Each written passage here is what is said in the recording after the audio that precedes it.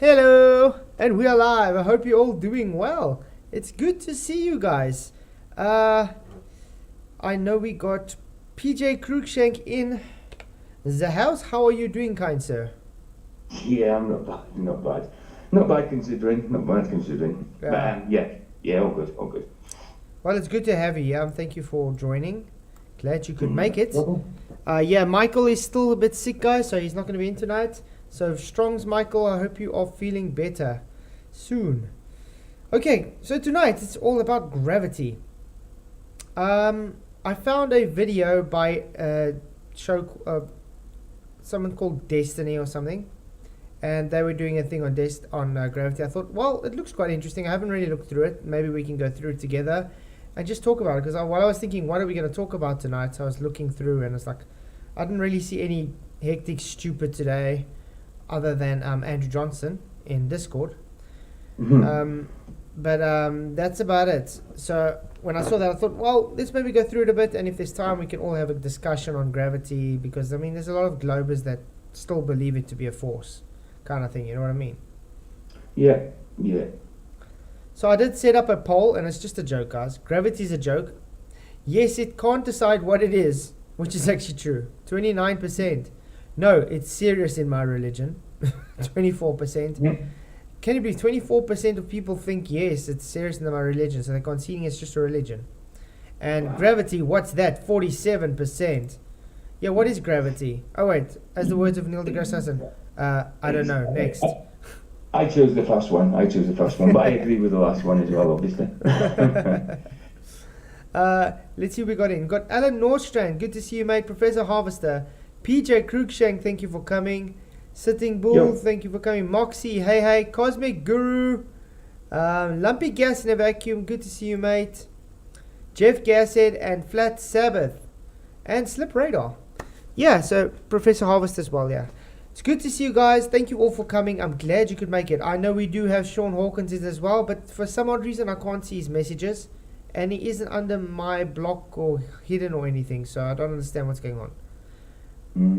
But I do know a while back I did report him for harassing or hate speech. So maybe YouTube has decided to block him totally from me. I don't know. Pressure is the That's force possible. exerted on a container wall. Sitting Bull. Hey, Effie Nation, good to see you. Thank you for coming. Glad you can make it. So, are you guys ready for tonight's show? I really hope so. Absolutely. Let's do this. Cool. We usually think of gravity as a force between objects with mass. It's easy to see how this force works by stepping on a scale to see how much you weigh. The number on the scale represents the Earth's gravity on your mass, or your weight on planet Earth. When That was quite simple. Fast forward. That's how gravity is explained as a force, as you could say. Hey, Debatable D, thank you for coming. Glad you could make it. It must have been a lady it was weighing at 55 kilos. Yeah, 55 kilos is not much. It's got to be a lady. But yeah, that's the thing. That's what the people equivocate gravity to as a force, because you can weigh yourself on a scale, which is actually false. Yeah, it's ridiculous, isn't it? I mean, the gravity as a force is just based on a presupposition religious belief that Yes. mass attracts mass. Yeah. So do they think that if there was no gravity, which there's not, obviously, in their thing, does that mean they think we've got no weight whatsoever? If it's gravity pulling you down, that's what the your thing. weight is. But that's the thing. That gravity seen as a force is literally them thinking that the mass is attracting mass, and therefore we are being pulled down to the earth. That was Newtonian gravity, and obviously they haven't got the message that that gravity has been superseded, out of date 180 years ago. So it's definitely not the gravity to be thinking about, because it's not what's taught in physics today. Although the schools still push it as a force for some weird reason. It's just contradictory. But anyway, a scale doesn't pick up your weight as in a force pulling from mass to mass. A scale has what you call a load cell, and it simply picks up the pressure exerted on the load cell. So it's simply just your density compared to the medium around you. It's simple as that. The pressure you exert is what it picks up. So it's very simple stuff. Why the number changes when I step on the scale? How does it work? I just explained it to you, Sitting Bull. Guys, I'm going to open the Discord panel just now for open to see if anybody wants to have discussions, because I think gravity can be an awesome discussion between people. So if you guys have anything to say or everything, so keep in mind that the Discord will be open just now for discussions. Plot he 3, good to see you, thank you for coming. He says, could you weigh yourself on a scale if you jump out of a plane with it? No. It's falling with you at the same rate. So how are you causing pressure on the scale? You can push pressure on the scale if you're holding with your hands and pulling it up towards your feet. Very simple stuff. Yeah, pressure, guys, pressure. They don't like the word pressure at all. So I'm glad we got that sorted. Gravity is not a force, and measuring on a scale is not the force of gravity. When it comes to gravity in the cosmos, we can imagine the sun's gravity keeping the planets in their orbits, and we all know about the strong gravitational pull near a black hole. The so-called force of gravity is easy to understand, and gravity might seem like a simple thing after all. That's a false statement. Gravity isn't the easy thing to understand. And it's a simple thing overall. How can it be so simple? If it's so simple, you'd be able to demonstrate it, observe it, and test it, wouldn't it? If it was that simple. But then why do we get things like... where's this video? Where's this video? With Neil deGrasse Tyson, where he literally says, they're asking what is gravity, he says, we don't know. Next question, you understand? There we go. What is gravity? Open with. That's probably the most honest he's ever been. Yeah, exactly. Okay. Bam, bam, bam. Okay, listen, guys. What is gravity? You have no idea. Okay, next question. Wow. No, here's the difference. We can describe gravity. We can say what it does to other things. We can measure it, predict with it. But when you start asking, like, what it is, I don't know. So if you're Mr. Neil deGrasse Tyson, well-known astrophysicist, doesn't know what gravity is, then how can the other guy claim gravity is very simple to understand? And how can you measure what you don't know what it is? It just doesn't make sense. It's very simple, guys. Gravity hasn't been seen as a force for 180 years already. It's very simple. I mean, it's time to get with the times. Gravity was seen as a force when it came out, but that's because they didn't understand it. And now they have a so-called better understanding, which describes it not as a force. You get it? So, not a force. And even their better understanding is also being shown wrong now, which literally takes it and throws it in the dustbin. Gravity doesn't exist. If it did exist, they wouldn't have to keep changing the narrative of it. Hey, Derek Nelson, good to see you, mate. Thank you for coming. Glad you could make it.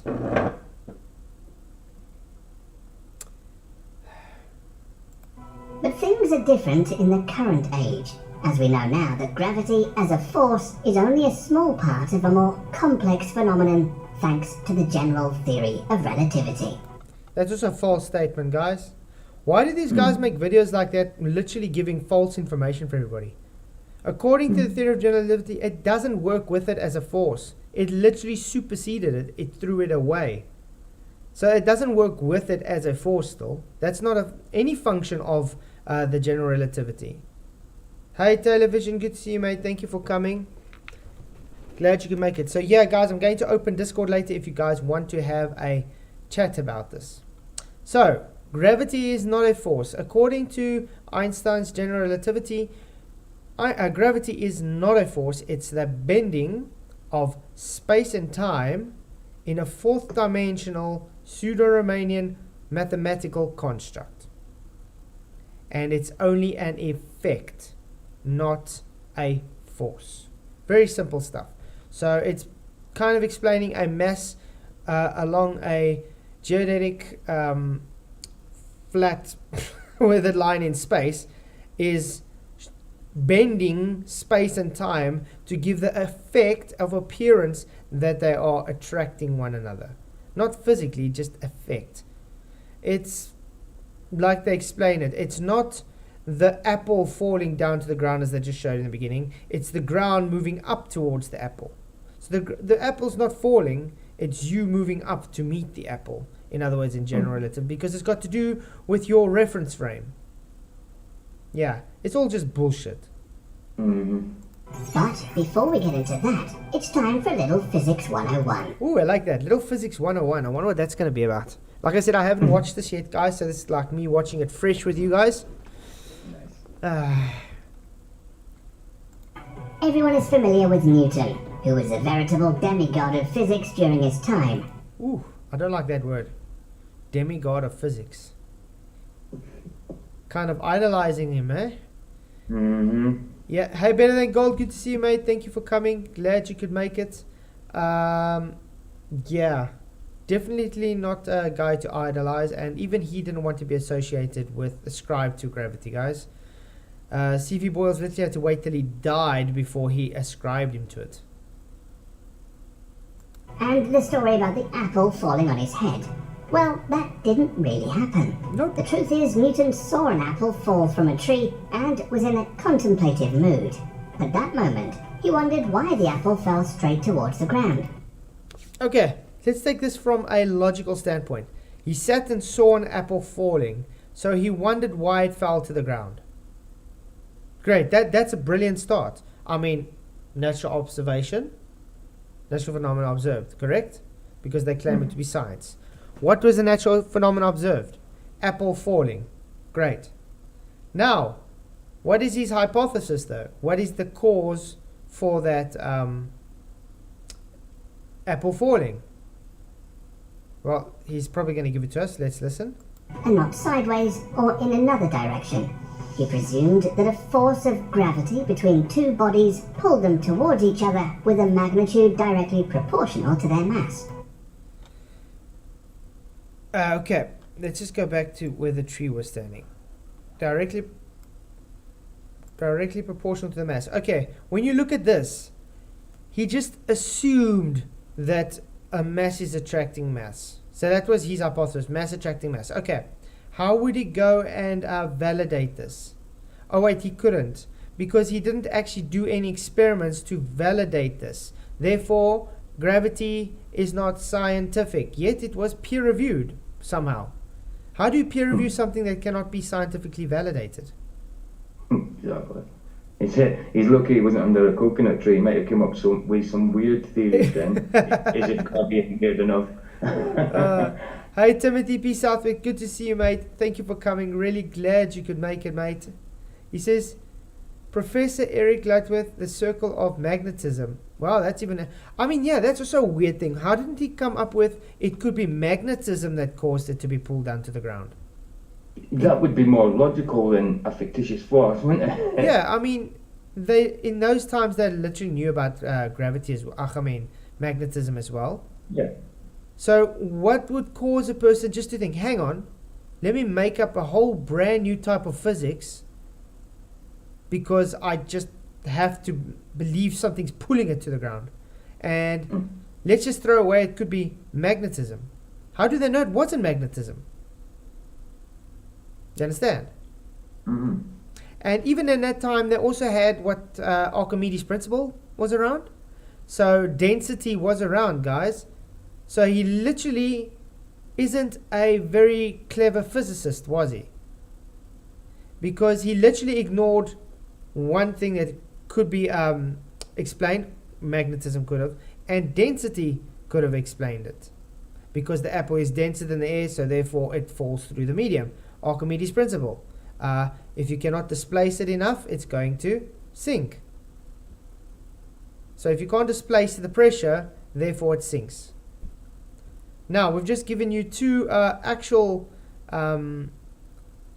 theories, colloquial theories, on what it could have been. But what did he choose to say? Nuh-uh, let's throw actual physics away and let's create our own physics called gravity. Do you guys understand what the issue is, yeah? Do you guys not see the problem? Hey, Moomin Rider, good to see you. Glad you could make it, mate. Okay, let's carry on. Moment. He wondered why the apple fell straight towards the ground and not sideways or in another direction. Hey, Fluff Checker, thank you for coming. Magnetics apples. I was just saying magnetics was a could have been a theory he could have placed on, because it was actually known physics at that time, just like density was known physics. Gravity was not even conceptualized yet. He had to conceptualize out of his head by ignoring physics. You get that? Remember, specific gravity is hijacked from relative density. So they literally took relative density and hijacked it to call it gravity. Gravitas, to give weight. That's what happened, guys. It's because it's based on a belief that he needed something to bring a reason to coerce the earth into a sphere. Remember, because he was a globe believer. He was a Mason. And he believed it to be a globe. So he had to come up with some kind of way to say, but hang on, how would we know Earth is a globe? Because they couldn't so-called go to space in those times. So when they look up at the planets, in other words, oh look, it's spherical, so therefore Earth must be sphere. But how are we going to explain that? I know. Let's create a force that we can't see that causes it to fall into a sphere, and therefore we have affirming the consequent that it's the same as the things we see in the sky. It's as simple as that, guys. It's just belief. He presumed that a force of gravity between two bodies pulled them towards each other with a magnitude directly proportional to their mass. So this is what he says. He assumed that the masses will attract each other. Now, would he be able to test this out? I mean, the tree alone next to the apple would cause it to fall a bit at an angle, correct? Because it's a large mass next to the apple. So it would literally cause the apple to kind of move towards the tree as it's falling down. But yet we don't hear that. We just hear the apple going straight down. Kind of going against his assumption in the first place. They are that sick, Timothy. Exactly. And also inversely proportional to the square of the distance between them. The path that the bodies take will be the shortest to minimize energy use. Therefore, a straight line. So in other words, masses have brains. They take the shortest because it minimizes energy use. As if they know what the hell's going on. Yeah. No. That's not how it works. The reason it just follows the shortest route is because that's how it works in nature. It's simply put transfer of energy. Yeah, sand would stick to rocks, rocks would stick to boulders. I mean, when last have you skateboarded or next to a bus and started getting attracted to a bus or a truck? That'd be so cool though, if you could. Not to use any of my own energy. Hey, Original D Rose, good to see you, mate. Thank you for coming. He says, at the last choice in the poll, it's suffice gravity. What's that? More people with that perspective and there will be less dumb and dumb in this world. I agree, Original. I agree. If gravity were real, would a real force, you could build a free energy machine using the pulling. Also true. Why can't they make a consistent pulling machine somehow? That it keeps on pulling over and over so they can get power non-stop. But no, you can never get that to happen. because it doesn't exist. It's not a force, guys. Like Sergio just said in the chat, when we use the word gravity for like the gravity of the situation, it only makes Gravitas, sense yeah. if gravity means weight. Yeah. Yeah, gravitas. Mm. Mm-hmm. In short, Newton believed an apple falls because a gravitational force accelerates it towards the ground. Newton probably thought there was something missing from his theory though, because it said he wasn't completely satisfied with it. Ooh, yeah. So, like you said, he didn't want to get ascribed, hence spooky action at a distance. Yeah, there's a reason why he didn't want to get ascribed to it. It's because, yeah, he thought it to be absurd. Very, very simple. Definition hunting alert. Who's hunting for definitions? You got me on screen. I'm not even pressing anything other than play. This is because he originally thought of the force of gravity as a push, not a pull. Little did Newton know that he was partially right about this, but his theory of gravity was accepted as gospel, that the magical pull was an essential property of mass. Did you guys hear that? So he thought of it as a push and not a pull. That's something I didn't know about it. That's Wow. weird. So also I like the state where he says everybody just took it as the Bible. So people literally just took it as a religious text and just ran with it. Really odd stuff. Don't you think that's kind of bridging the God of the gaps kind of arguments? We need something to fill our heliocentric model to give how can I say it, answers to why it's a sphere shape, why we see orbits or whatever. This one is the God of the gaps argument. We can't prove it, we don't know what it is, but we're going to use it because it works as glue for our argument. And that's actually what it is. The theory which withstood and obscured the truth for the next 400 years. Wow. Yeah, 400 years obscuring the truth, guys. What does that tell you? Hey, Peaceful Warrior, £2 super chat. Thank you very, very much. I really appreciate it, mate. You are awesome. If it bleeds, we can green screen it.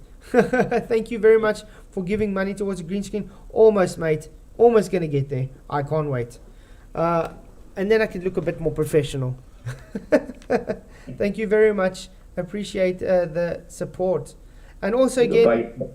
Sorry? You got to buy yourself a white. You got to buy yourself a white coat. We can call you doctor. Hey, Skeptic936, good to see you, mate. Thank you for coming. Really, really appreciate you. Yeah, I wanted to say something because I want to do a whole Not a Professor Dave series actually, and I need my green screen for that. It's gonna be funny. Yeah. And also, I just want to say thank you to everybody that has already supported my mother-in-law's hip replacement. It's really getting there. Thank you very much. I appreciate it. And everybody that has supported Chocolate Saiyan with his help. You guys are all awesome.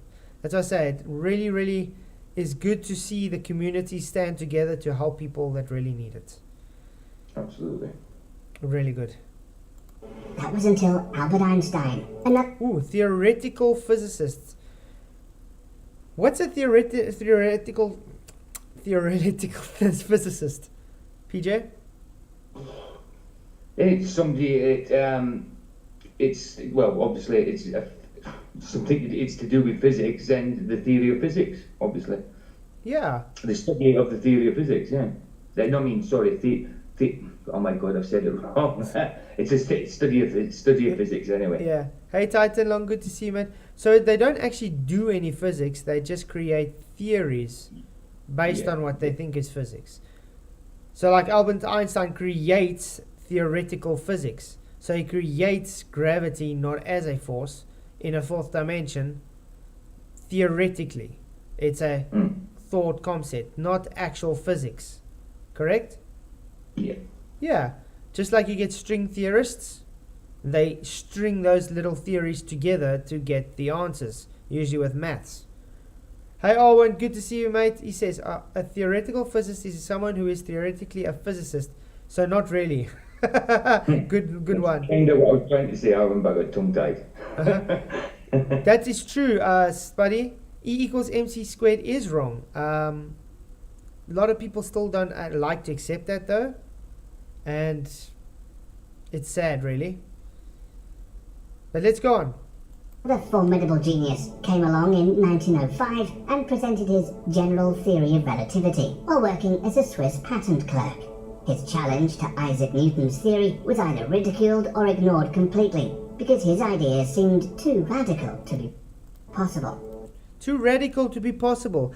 Yeah, I would also say it's too radical to be possible because it's based in a fourth dimensional space where time in which is a concept, bending space, which is another concept, somewhere where we cannot observe it, and not to be an actual force, which therefore is an effect, to give rise to what we can observe but can't be observed. Yeah, it's really stupid, it's radical, I agree. But yet it's based today as the foundation for your gravitational physics. And it's still going to be changed because they're moving it on now to quantum gravity or entropic gravity. Hey, it's good to see you. I just saw someone in. Who the hell? Drijik. Good to see you, mate. Thank you for coming. Glad you could make it. Sitting Bull says, if E equals mc squared is wrong, then nuclear plants cannot work. Maybe you should go and look why they say E equals mc squared is wrong. You do know they literally do say it's wrong based on your own heliocentric bullshit. Yeah, where is the natural phenomena? Assimilation is not natural phenomena. I agree. The key to understanding the theory of general relativity is that everything in a gravitational field falls at the same rate. But it wasn't Einstein that figured this out. It was Galileo that first concluded that all objects released together in the absence of an atmosphere will fall at the same rate. And all this time when you didn't have any vacuum to test it out. Which makes a person ponder, did he actually make that claim? That's it. We just can't, we don't know. We don't know anybody that knew him personally. And, do you know what I mean? People, it's impossible to tell. Exactly. I mean, a lot of the history that comes from so-called heliocentrism, either the person never existed, which they just, I mean, look at Aristophanes, for instance. This guy existed, but there's no record in history that he ever existed. There's no documentation of him. All his works supposedly burnt down in the library of burning of Alexandria, and yet all his works still somehow made it to us over 2,000 years later.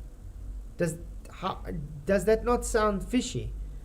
And the funny thing is, the same people that accept this as fact are the same people that ridicule Jesus and say Jesus never existed, even though there's so much evidence Jesus did walk the earth, so much documentation from different cultures, different religions, and yet they want to believe things like Aristophanes existed. That's so stupid. It's very warped logic these people have. Yeah. Better than gold. Equals MC squared actually means espresso milk coffee times 2. Regardless of their mass. A famous experiment by Apollo 15 astronaut David Scott was done on the moon to test. Okay, first of all, that's not an experiment. It would be called a demonstration. Secondly, you can't go to the moon because it violates the second law of thermodynamics. Literally, the moon has been faked, guys. The moon landings have been faked. It's just studio work. But Slip says, can you prove Moses existed or Jesus from that? No, I can't prove that. Moses. But we don't deny it's in faith. We believe in Moses and Jesus. Moses, I mean, there's documentation. I think Jesus, there's archaeological proof in that, but Moses also... no. Moses, there's documentation for Moses. So yes. Exactly, documentation, yeah. Yeah, absolutely. Actual documentation. For Aristophanes, there's not one piece of documentation that ever showed him to be existed. All his supposed work and documentation burnt down in the Museum Library of Alexandria 2,000 years ago. And somehow all that work came through without having any disruptions 2,000 years later. So no broken telephone. What are the odds in that? Yeah, Einstein married his cousin twice equals. Yeah. Yeah. Hey, Rennie, me, good to see you, mate. Thank you for coming. Glad you could make it.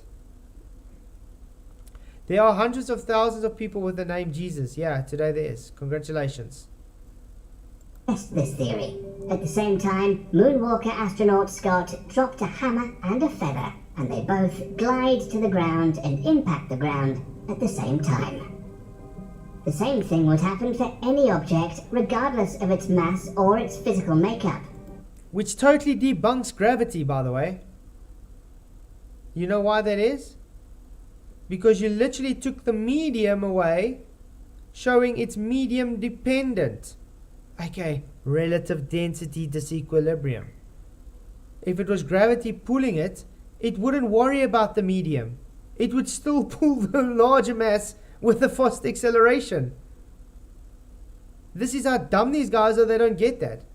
The medium is the cause for the discrepancy, not mass attracting mass.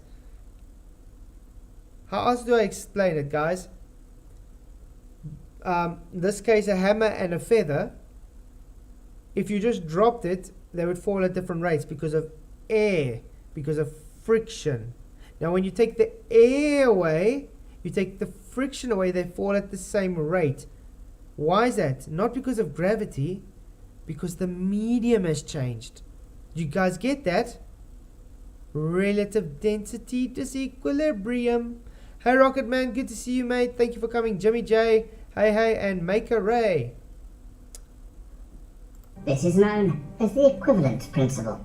So why do the two objects fall together and land at the same time? I just It's because explained they're not falling.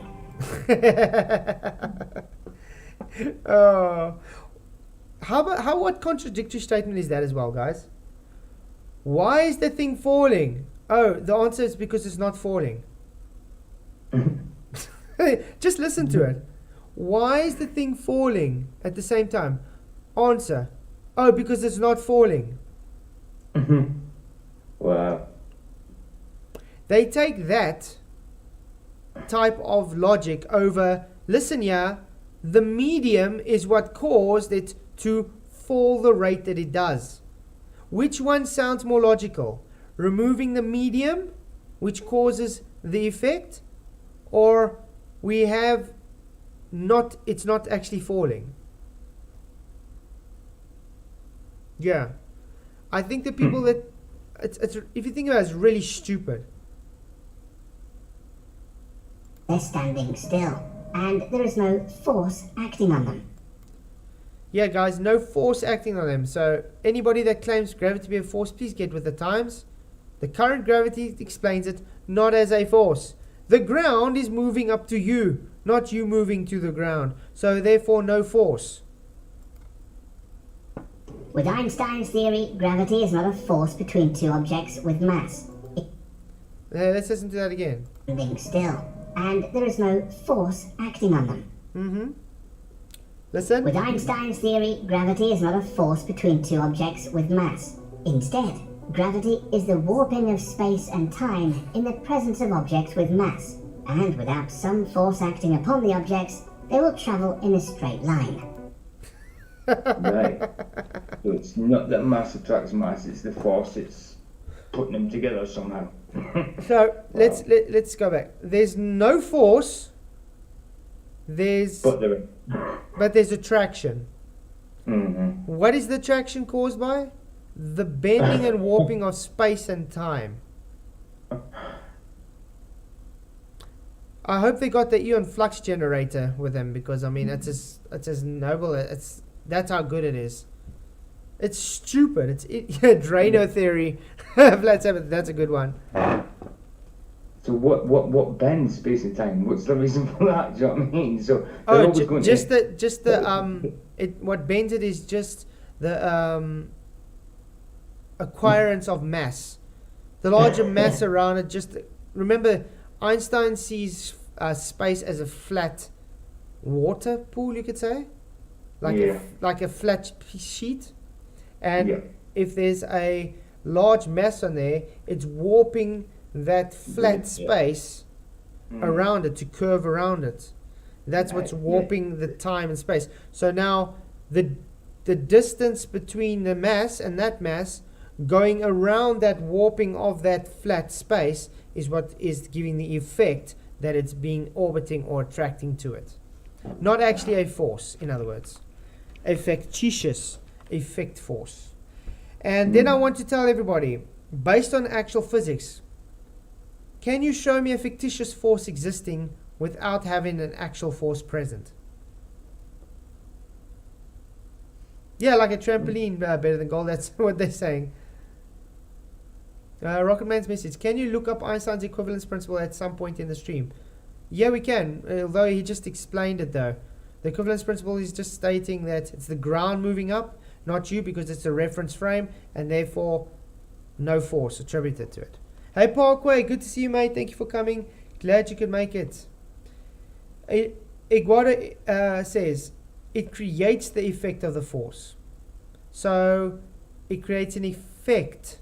So no force then. Congratulations. Sorry, sorry, I thought you'd stop. I'm saying Duper says there's positive and negative gravity. That's also weird. I can't see duper-poons either. Yeah, I don't see duper-poons either. Yeah, Duper's definitely do you see Hey Hillary, sorry. The last if you see Rocket Man, a couple up from Rocket Man. No, that's from. There's no duper-poons. No. Nothing. Wow, crazy. Einstein's equivalence principle says that general relativity is indistinguishable from Newton in a relativistic scenarios. Yeah, because Einstein describes the apparent motion not caused by a force. It's caused by the bending and warping of space and time around the object. So it's seeming to give an effect, when Newton describes it as it's literally attracting one another due to the force of the masses. That's why it's denoted that way. But they're not the same thing. They can't be described as the same thing. One's a force, one's not a force. Einstein believed smaller objects are not pulled on by more massive objects, but instead objects are... Now I see duper-poons. What the hell? Yeah. Rocket Man? Oh, he was on top of Rocket Man. Sorry, guys. Yeah. Apparently they think Slip is Duper. I don't think Slip is Duper. No, Slip Radar's in here as well, guys. Yeah.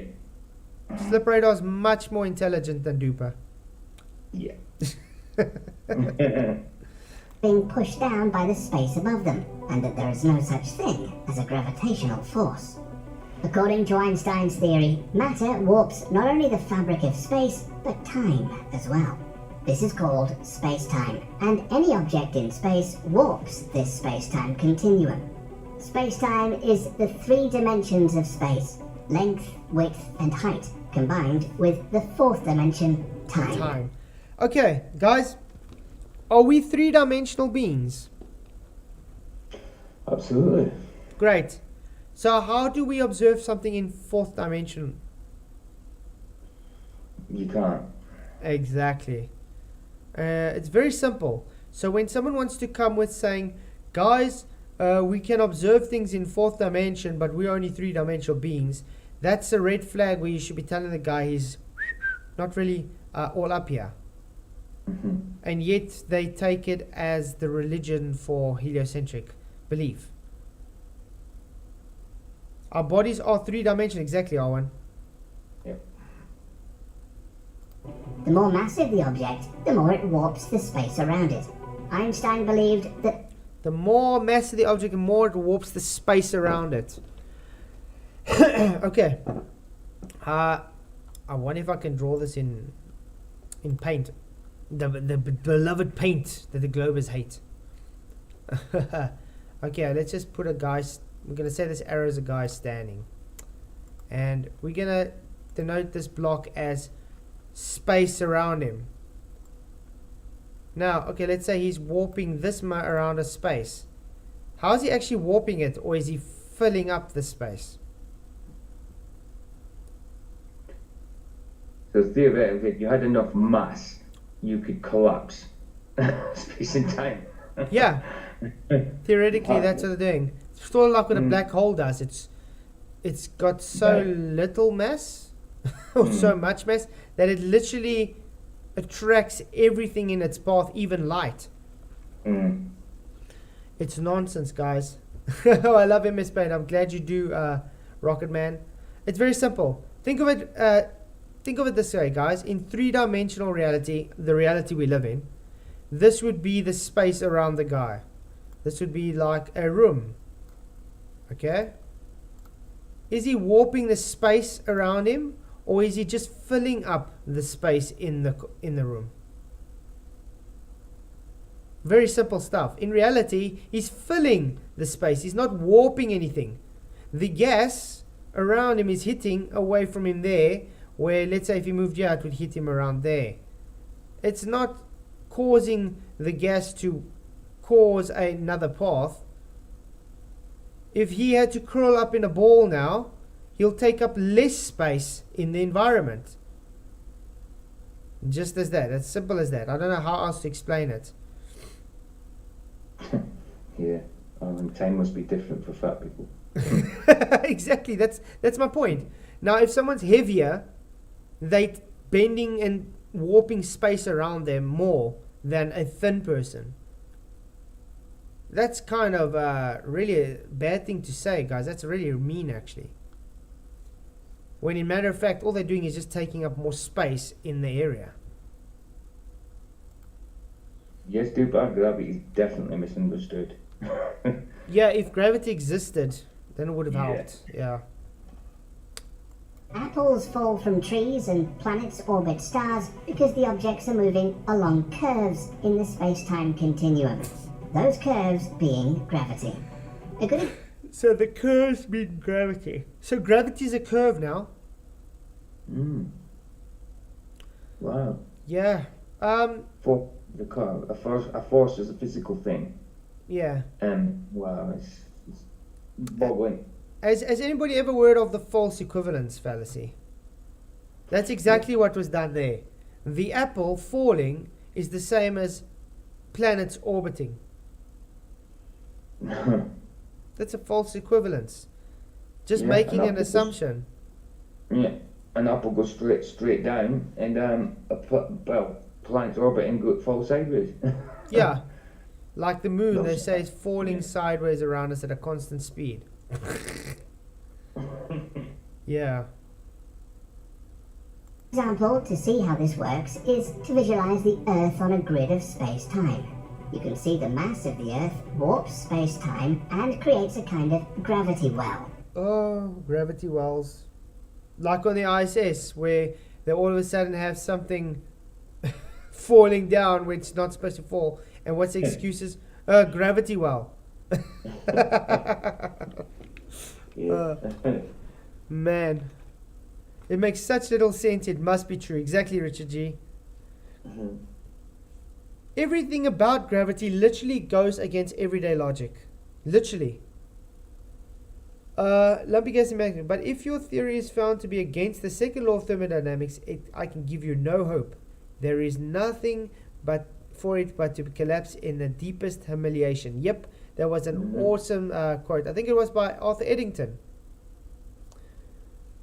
Really awesome quote that Lumpy. And it stands true. And unfortunately, gravity does go against the law of thermodynamics. So, I don't know how to put this to you, but...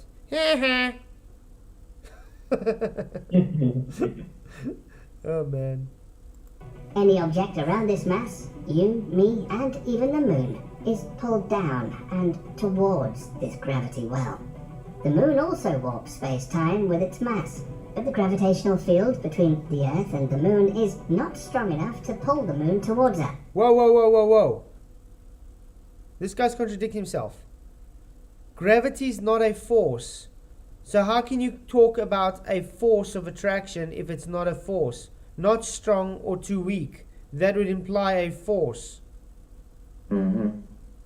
So literally contradicting itself here. Let's go back a Yeah. bit, because you got to listen to that. This gravity well.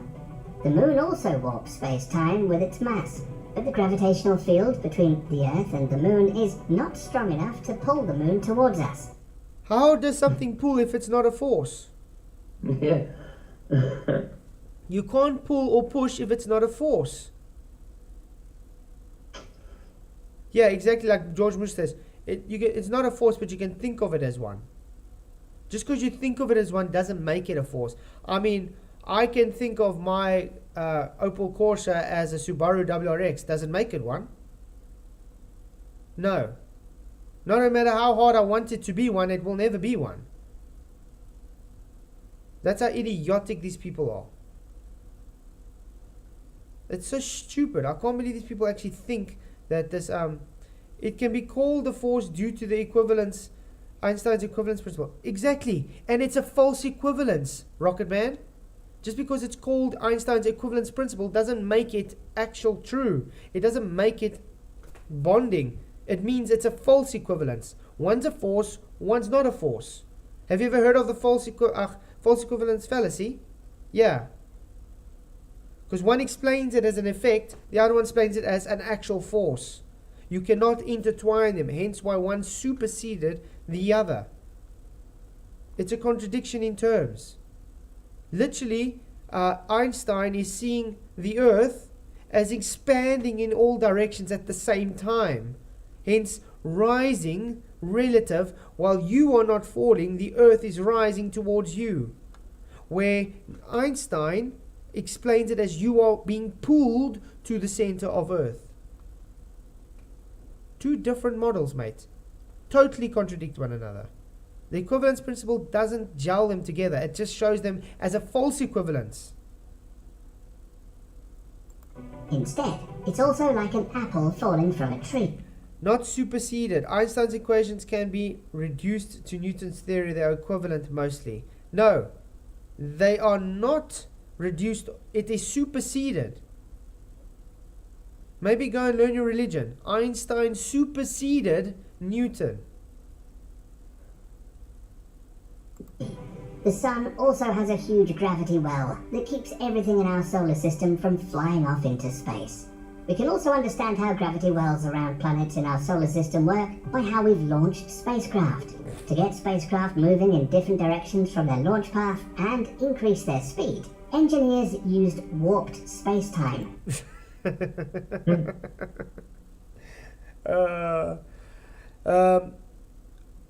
don't know. Should I put it like, beam me up, Scotty?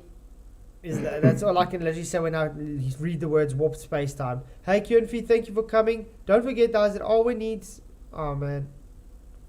Yeah, guys, please do support Arwen, though. He does need funds. So, if you can, I do really appreciate it. Because we all go through a pickle and everybody does need help financially. I really appreciate all your guys' financial help, as it helps me pay my children's school fees. So, thank you. Lumpy Gas in the Vacuum. Chem Libre text defined. Define the molecules exert no attractive or repulsive forces on one another, except during the process of collision between collisions. They move in a straight line. That's interesting. Wow. But it's good to see you, Quinfy. Thank you for coming in. Rocketman says, I won't keep banging on about it, but I'm afraid you're wrong. Last thing I'd say on this, look up lecture 14, the Einstein field equations and the derivation of Newton's law. I know what you mean, but I'm telling you it's illogical and it's a false equivalence. Because the one is a force, the other one's not a force. Just because you want to conglomerate them together in an equation doesn't make them both the same thing. It literally contradicts one another. It's as simple as that. You can't get around it. One's a force, one's not a force. You can try and explain the one to work the same, but it doesn't. Or the gravity around other planets in our solar system to get a gravitational slingshot that sends the spacecraft in another direction with greater speed. The closer to the planet, and therefore its gravity well, the faster the object will begin to move. And every time we see that, they just saw CGI, not actual footage. Really odd. You never see actual footage outside of space. Outside of Earth. I mean, as soon as it gets to a certain altitude, Whoop, let's hop on to CGI. Da-dee-da-dee-da. And you're telling me with all those thousands and thousands of satellites, there's not just one satellite that could have just had a camera on to just say, hey, let's see this new satellite or rocket coming into space. Real time. Nope. How dare we do that? We got more important things to look at, like this black speck in the distance. Why should I just turn my back or just turn 1 degree? You know what I mean? Really idiotic stuff like that.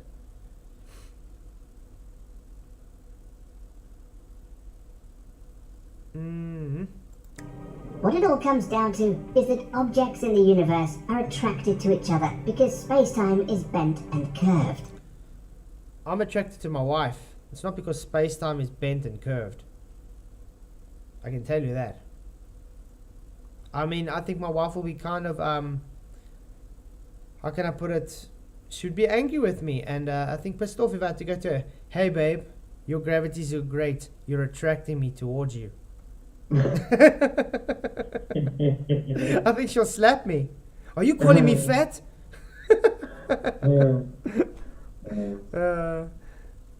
It's crazy. There's footage you just denied. Is there, Slip Radar? Please show me this footage. By the way, if you do come up with some weird footage, it would literally be a violation of natural law, because you cannot have the gas pressure to breathe. So how do they go to space? Because we need containment to have your exits in space. I'm caught in your orbit, Owen. Gravity does something with those love handles, babe. Oh, Jesse. Wow. Oh, man. Yeah, you can't verify space. Exactly, Derek. Well, you know what would be a start for them to try and get it to be proven? Demonstrate gas pressure without a container. That would be a start.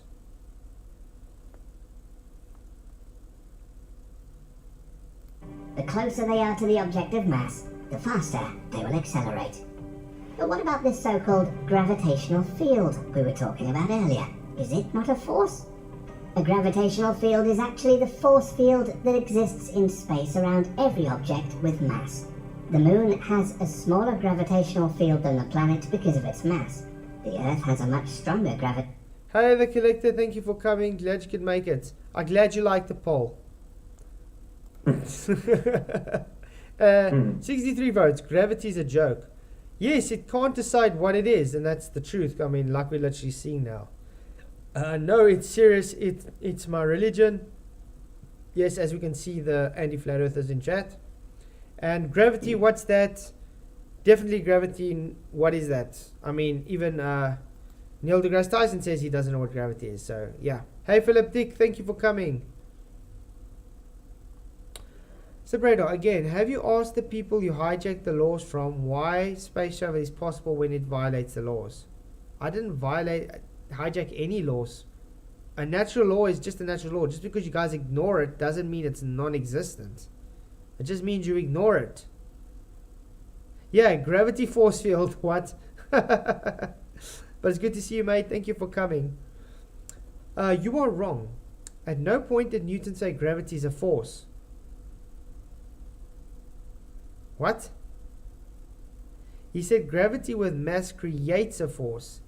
F equals mg. Gravity is not a force itself. You literally have it on screen. Force equals... What? He's got F right there. mg. Force equals mg. So that means gravity is a force because it equals a force.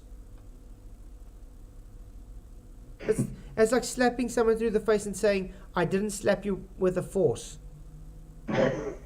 You know what I mean? That's how idiotic that statement is. Gravitational field over the Moon because of its mass. But in space, a gravitational field exists almost everywhere.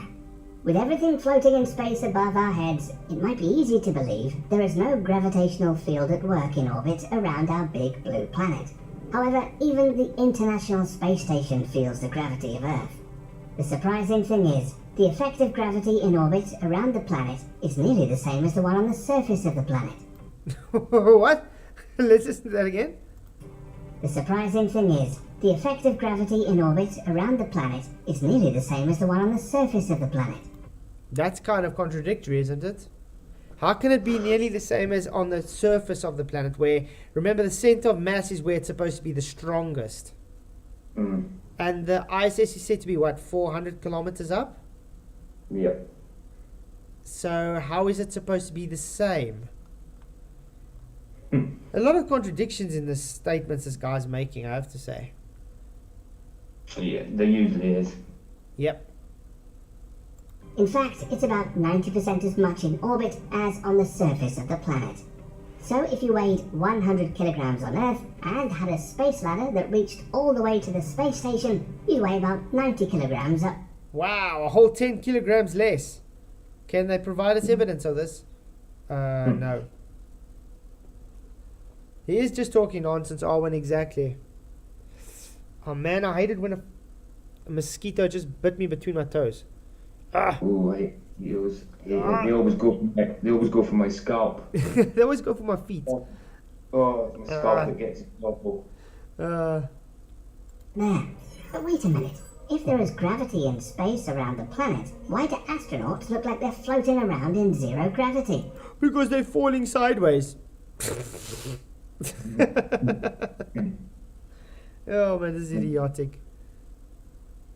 Yeah, guys, remember, why is there zero gravity but they're still falling around everywhere? Yeah, because it's contradiction. Their story is that they're orbiting and falling around at 17,500 miles an hour sideways, and therefore they have 0 g. The reason astronauts look like they're floating in space is because everything, including the International Space Station, is falling together at the same time in the vacuum of space. This condition, in which it appears people and objects are weightless, is called microgravity. Yeah, which literally just shows it's not actual, because microgravity can be made on things like the vomit comet, remember? Mm-hmm. So that takes away the need, the necessity for your gravity. Literally, when they use the vomit comet, they show that it can be man-made, that it's not gravity. Duper, because they're falling slowly. I don't think 75,000 mile an hour is slow. 17,500 miles an hour is not slow falling. I mean, let's take the vomit comet for instance. You're inside a plane, a closed system, and it's going down the same speed as you. Now, your reference is just to that plane inside of you. So to you, it feels like you're floating. You're literally just falling with the plane. You're falling. If you had windows, you would literally see, oh, I'm falling. But there's no windows, so you don't see you falling. So it feels like, oh, I'm floating. That's how it works. Now, take that aeroplane away. You're falling at the same speed, and you literally see you falling.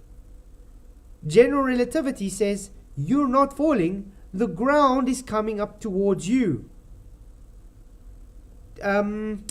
Let's put that into context with the vomit comet. The plane has an engine, correct?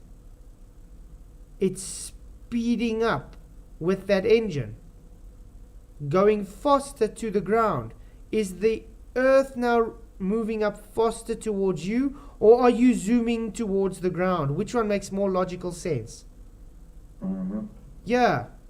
General relativity is a religious belief that is nonsensical. Newton's gravity is nonsensical. It's literally just things are denser, therefore they fall. You just call it gravity because of your belief that you need something to coalesce your sphere as a ball shape in a vacuum of space, which anyway violates the natural laws, hence why we say your space doesn't exist. F equals ma is a thing. No shit, Sherlock. I never said it's not. Because it requires a force for mass to accelerate. Your gravity is not a force, so therefore it cannot require any mass acceleration. No force, no mass acceleration. Get it?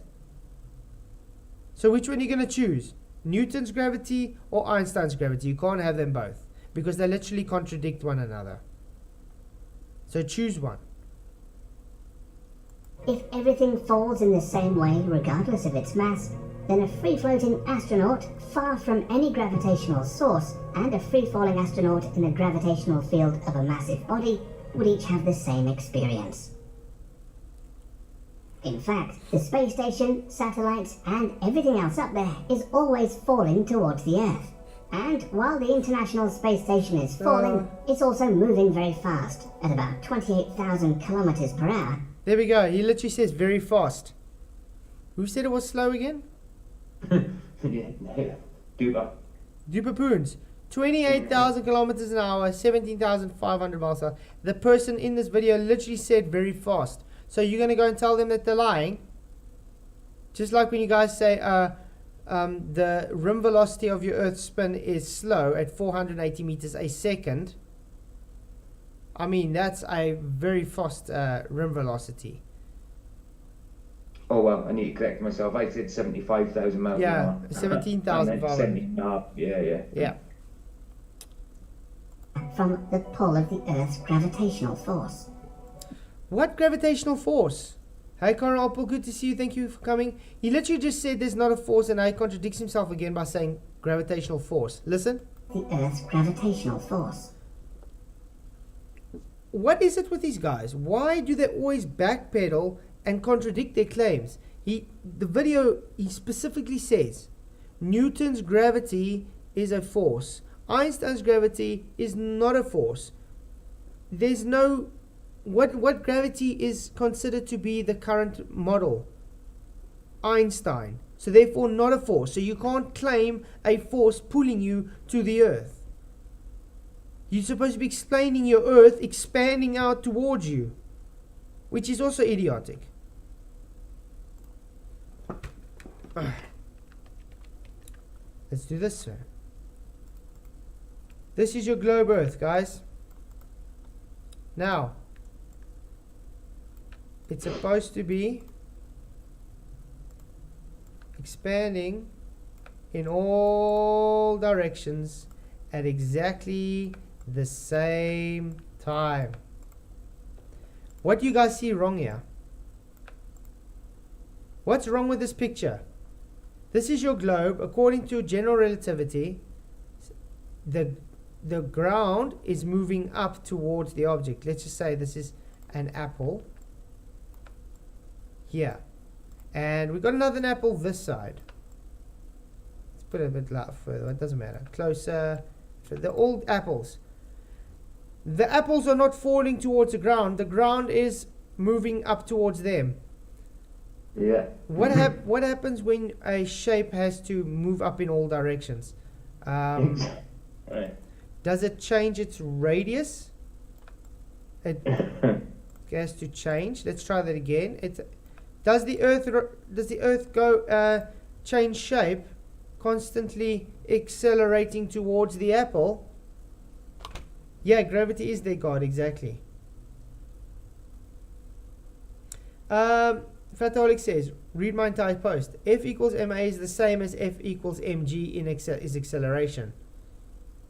Again, just because you call it the same doesn't make it the same, Flataholics. Your mg, your mass for gravitational constant, is just you having a belief that it has a force pulling it down. Now again, force equals mass of acceleration. If you don't have a force, your mass cannot accelerate. So you can't have a g constant if you don't have a force to have the mass acceleration. Do you understand it? I can't slap you without a force. Very simple stuff. Simple physics, guys. There are some ways to prove Einstein is right about objects with mass warping the fabric of the universe called space-time. The gravitational acceleration at the Earth's surface is 9.81 meters per second. There's your G constant, Flataholics. There's your G constant. Now, is that's based in a vacuum, guys? Remember, is that 9.8 meters per second?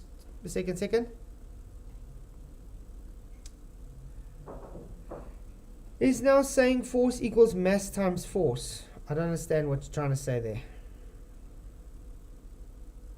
there. Andrew says there's a mass and an acceleration, therefore there is a force. Congratulations.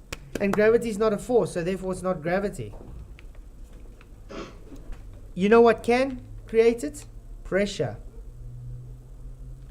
Pressure can cause things to be pulled or pushed, doesn't it? Yep. Mm-hmm. The reason gravity pulls you and other objects towards the ground has nothing to do with the core of the planet. All objects with mass... Like I says, has nothing to do with the core of the planet. I'm glad we established that. Yeah. Definitely not. Megger, I've tried to several times to tell Flatsworth that Newton said gravity is an acceleration. Again, to have acceleration of a mass, you require a force. Gravity is seen as the force that causes the acceleration. You numpty?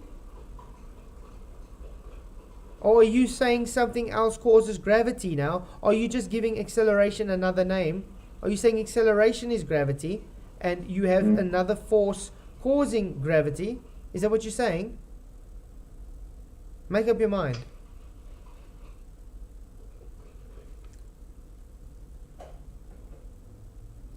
bend and curved space-time, and that curvature of space is gravity itself. You see what I'm saying, yeah? He's literally said that curvature of space-time is gravity itself. So it's not the acceleration then. Because according to Newton, you said the acceleration is gravity. And now he's saying, yeah, exactly, causes it. They can't decide what causes it. Hey Janos, good to see you, thank you for coming. Even if you were right, which is zero chance, you're not convincing anyone with your nonsense, so what's the point? Did I say you have to come on, Janos, if you don't agree? I know it's hard because your religion is very steadfast in the consensus for today.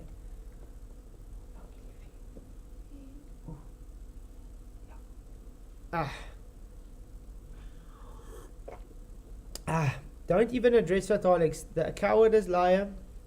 Dodgers sucks, Nate. Well, like I said, guys, after this video, I'm going to open the panel, and then people can come and chat about it if they want to. It's as simple as that.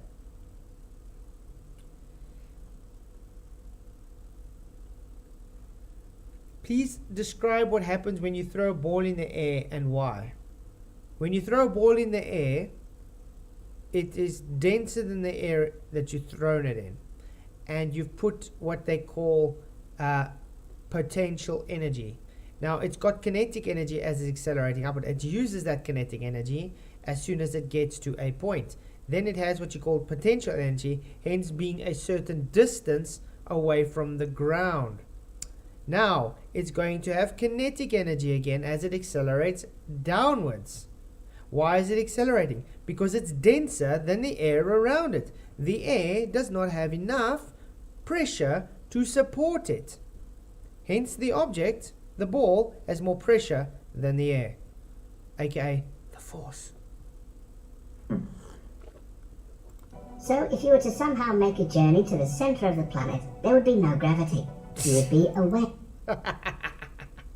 Center of the earth, no gravity. Let's go on. from the curvature of space-time at the center of an object with mass, and therefore floating around the core of the planet, weightless. Remember I asked Dave McKeegan to show me what would happen if you had to dig a hole through this sphere.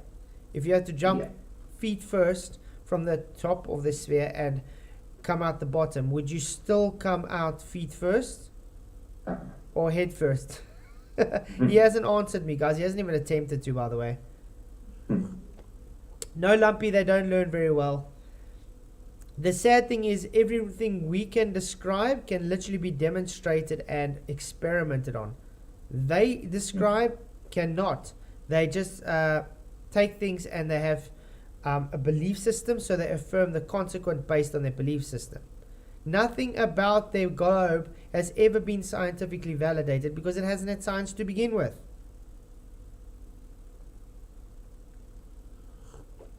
But as you started to make your way back to the surface, you'd start to feel the curvature of space-time from the mass of the Earth, and the effect of that curve, gravity, would start to get stronger.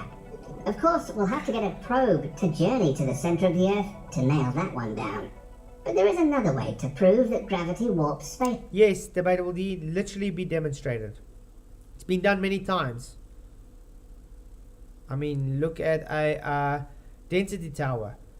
Anthony Riley with his egg experiment that you guys hate so much. It's called an actual experiment, an actual demonstration. What have we got from you guys? Oh, Blue Marble Science bringing up 3 containers and saying it's not a container. Yeah, that's about it. Time. One of these things is called gravitational lensing. This happens when a massive celestial body causes a big enough curvature of space-time that the light around the object appears visibly bent. And this, they claim, is from black holes, guys. Wow. Yeah, they claim this is from black holes. Yeah, that's just a close-up on a Christmas tree, that is. That's what it is. Sitting Bull says, so at some point the ball loses energy. Why? Because nothing has infinite energy. That's why. First law of thermodynamics. Energy is either transferred or transformed, never created nor destroyed. So what happens when you throw the ball up in the air? It transfers and transforms the energy into potential energy. Look at it this way, like taking a rubber band. When you take a rubber band and you pull it, the further away you go, the harder it is to pull because it wants to pull back, correct? Yep. The more potential it has to push backwards. That's it. As if you're looking at a camera lens. This gravitational lensing happens when the massive object, such as a galaxy, warps the space around it. Jonah Edwards, good to see you. Gravity is the lightest in topics. That's a good one. I seen we got a from Michael.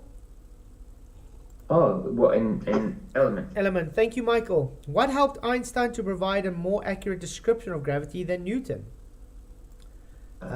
Newton's explanation of gravity is an attractive force. Read you guys. Attractive force that seems to have been superseded the word, by Einstein's explanation of gravity as warping of space-time. Superseded. What does superseded mean, guys? Thank you very much, Michael, because they don't believe the word is superseded. Superseded meaning take place. Superseded, past particle superseded, to take the place of a person or thing previously in authority or use. Supplant the older models. A car have now been superseded. Thank you. There is no moon or air on the moon. So why does the ball fall back when you throw it? Janos, anything to do with it. It's just literally medium dependent. The more denser the medium it's going in, the more likely it is to be supported by the medium. Simple as that. And by the way, your moon is still in Earth's atmosphere as of 2 years ago, if you haven't noticed that. And there's definitely still air, even at Pluto on your model, by the way. There's always air. Thank you very much for that, Michael. I appreciate it. Okay. Oh, another one. 60 people watching, guys. Please do hit that like button and share if you haven't already. And I do thank you all for coming here and supporting the channel. You guys are awesome. Let's see. On May 29th, 1919, the world changed forever. For hundreds of years, Isaac Newton's theory of gravity, the law of universal gravitation, had gone unchallenged, as its prediction matched every observation or measurement that had ever been made. But a mismatch between Newton's predictions for the orbit of Mercury and what astronomy saw surfaced in the mid-19th century, scientists struggled to explain it. You know, just that statement alone would show that you would have to throw away his theory, because if you have a misnomer, it means it's false. It means your theory is wrong and you should work out a new theory. So they just kept it until they get something else to figure it out for them. So, perhaps we needed to modify the laws of gravity. After all, evidence mounted when special relativity came out, demonstrating there was no such thing as absolute distance. Wow, Original D-Rose, thank you very much for your $5 super chat. I really, really appreciate it, mate. Thank you very much. He says, Flataholics Anonymous, a fraud, perpetrating liar, fearful to be present in Nathan FED's Discord to present his measurement of 18 miles vastness of space. Yeah, and he's too scared to come on my chat. So this is again a invite to Flataholics. Are you coming in tonight to defend your nonsense and maybe show us this measured 18 miles of vastness of space? Will be great. Thank you very much, Original D-Rose, for your super chat, mate. Okay, so they say evidence mounted special relativity came out, no such thing as absolute distance. Newton's theory predicted an instantaneous force, again violating relativity. In 1915, Albert Einstein put forth a new alternative theory for gravity, general relativity. The way to test it against Newton's theory was to wait for a total solar eclipse 100 years ago. Today, Einstein was proven right. Here's how. This is the gravitational lensing, guys. The arguably most successful theory of all time. It explains everything from GPS signals to gravitational redshift, from gravitational lensing to merging black holes. Okay. When the theory was first introduced in 1915, it was attempting to replace Newton's gravitation.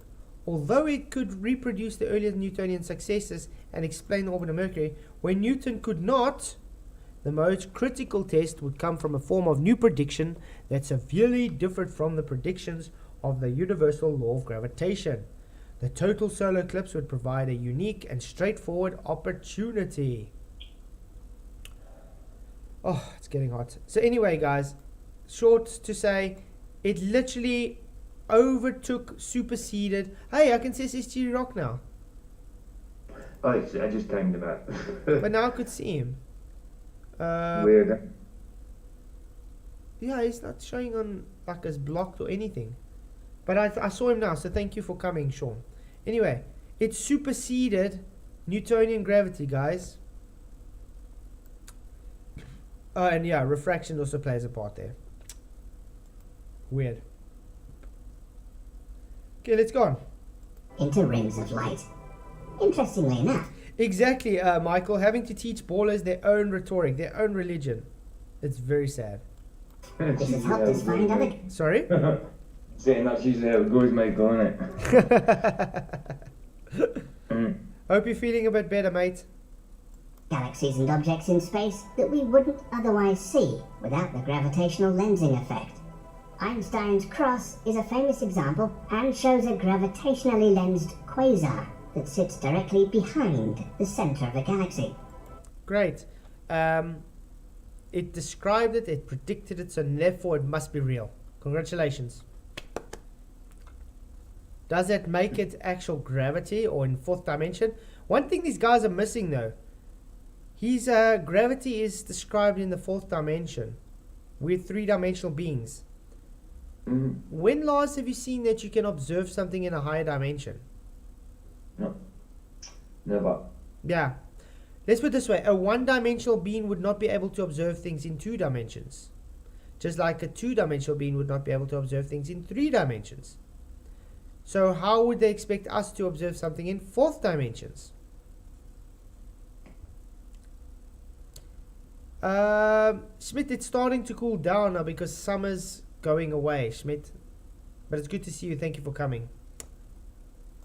4 images of quasar appear in the foreground due to the strong gravitational lensing of the galaxy in the middle. It might seem like Einstein has this whole gravity thing locked down, and there is a lot of evidence to support general relativity. But here's the big problem. In its current form, it's incompatible with quantum mechanics. Ooh. Yeah, quantum mechanics is throwing it a huge blow. That's why they're trying to work out a new quantum gravity theory or entropic theory, because of the holes in general relativity. So let's put it this way. If you find it to be wrong and have holes, does it make it true? No, it doesn't. What does the globies love to do? Well, we know it's wrong, but we're going to hold on to it till we've got a better explanation of it to fix the gaps. So this is where we come into the God of the gaps argument. That's exactly what's happening. Newton had gaps. They had to keep it until another theory came along to fix it, to fill in the God of the gaps. Now there's holes in his theory. Now they're waiting for a new theory to fix those holes, God of the gaps. Very simple, guys. QNV says, I've got videos on my channel showing 4 different Einsteins. Useless discussion about this fake character and his fake science. Actually, yeah. There's so much about this guy. If you think about Albert Einstein, he's sort of like the history actor of like NDTs today. Like you have Neil deGrasse Tyson today is like the new age Albert Einstein. You know what I mean? All just like the public figure of physics. That's all they are. Yep.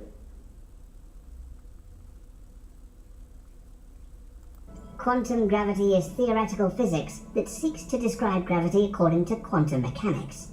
As of now, there's no such theory that is universally accepted and confirmed by experience. But that's by experiment. He wears lady shoes and fluffy slippers. So, researchers understand that at some point in a black hole, Einstein's theory breaks down and stops working. Scientists used 3 giant telescopes in Hawaii to watch a blue star called SO2 make its closest approach to the black hole Sagittarius A star in the middle of the Milky Way galaxy in its 16-year orbit.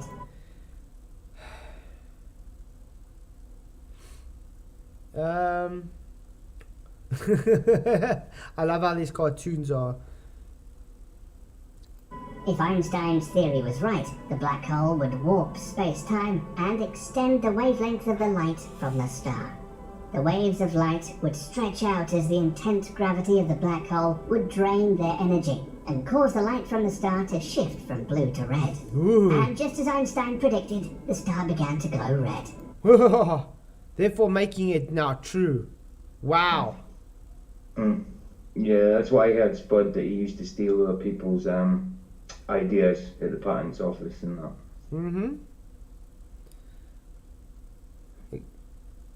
Ballers be like CGI. Yeah, I think this is real, guys. This is so real. But we're sitting back and just laughing at it. Had it been another color, it would have hinted at a completely different model of gravity altogether. Right now, scientists are looking for a curvature of space-time that is so extreme, the theory of general relativity fails. They believe that in the next 10 years, the theory of general relativity will be pushed to its limits, and another genius will come along and show us where Einstein was wrong. Let's hope we don't need... Maybe it will be NDT this time. Will he be the next Einstein? Or Michio Kaku?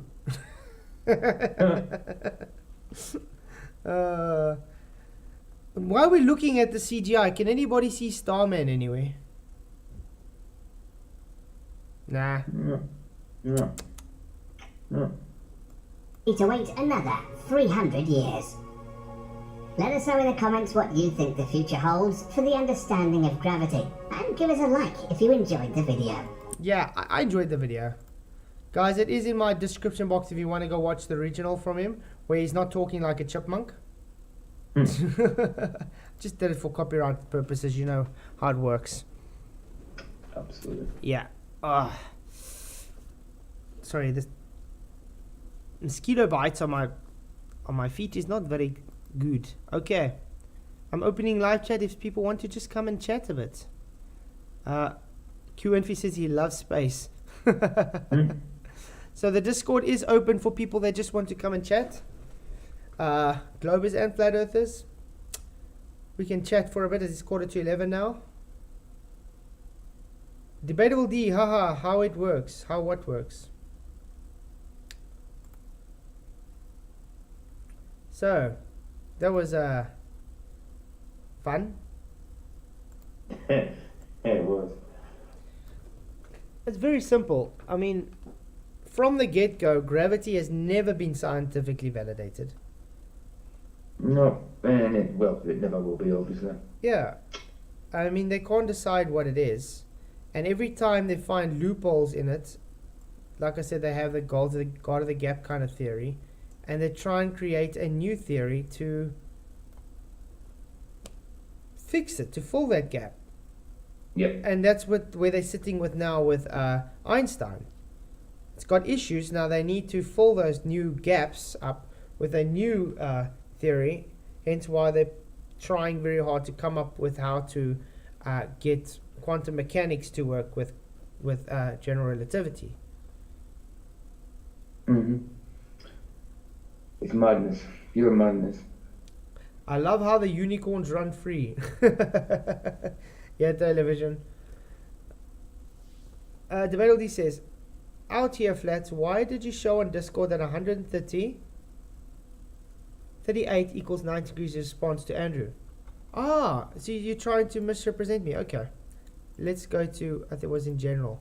Guys, remember I said today all I had was a lot of stupid from Andrew? Well, let's go show you what the stupid was. Oh, it started early. I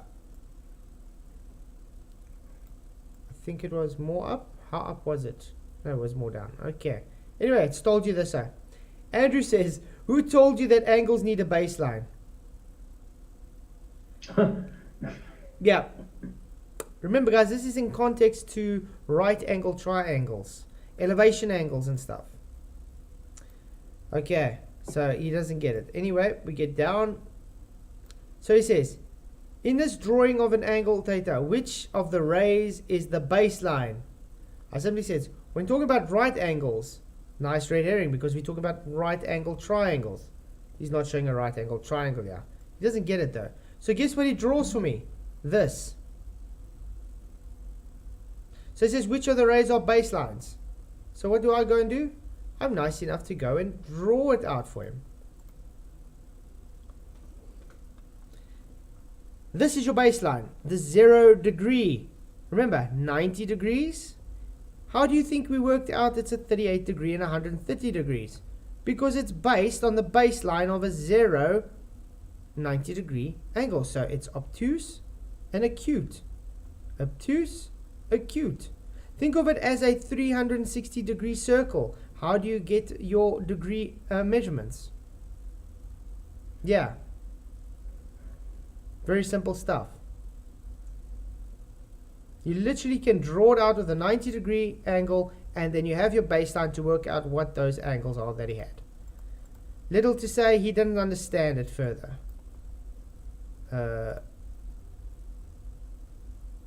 Where is it? Okay, we're still in Discord. So, and I keep showing this. Horizontal coordinate systems. I mean, that's quite simple. Really explain the azimuth and everything. He doesn't get it. The azimuth grid, the horizontal circle, blah blah blah blah. Still doesn't get it, and it goes on and on and on and on and on. And Andrew says to me, because I said, are you this slow? Baselines. Heck, you did a 20-minute presentation of a baseline on my channel. Are you really this dumb, or are you just trolling? That was, remember, he went on my channel and did a 20-minute presentation on horizontal surface distance. And he asked me, and it was all about baselines. And he says, Flatzoid, none of my presentation was about elevation angles. It was all about the azimuth angles. What the hell? He literally debunks his own argument. What is an azimuth, guys? There's your azimuth angle. Horizontal plane. Horizontal surface distance. And I've tried to explain it to him times and times again. So,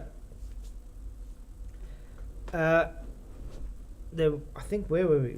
Were we past this? Okay, yeah. And then we get that. And I say, okay, 2 straight lines intersecting angel, 2 no curves. Again, that was because that, what's the name of his?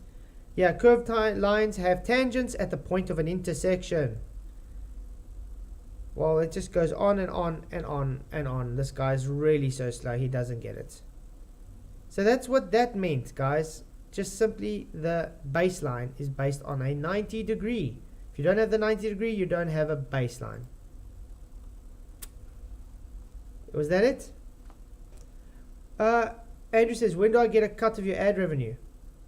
You want like 1 cent. Believe me, you're not really going to give me ad revenue, mate. Exactly, QNF, 360 degree circle around you. They don't get that. Field of view, ballers. Field of view. Remember, we work in quadrants.